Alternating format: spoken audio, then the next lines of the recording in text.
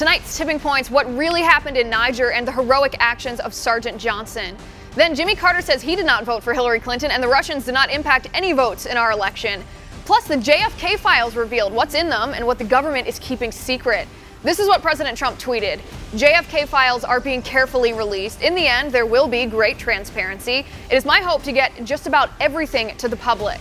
All those details tonight. I'm Liz Wheeler. Join me on Tipping Point at 9 o'clock Eastern.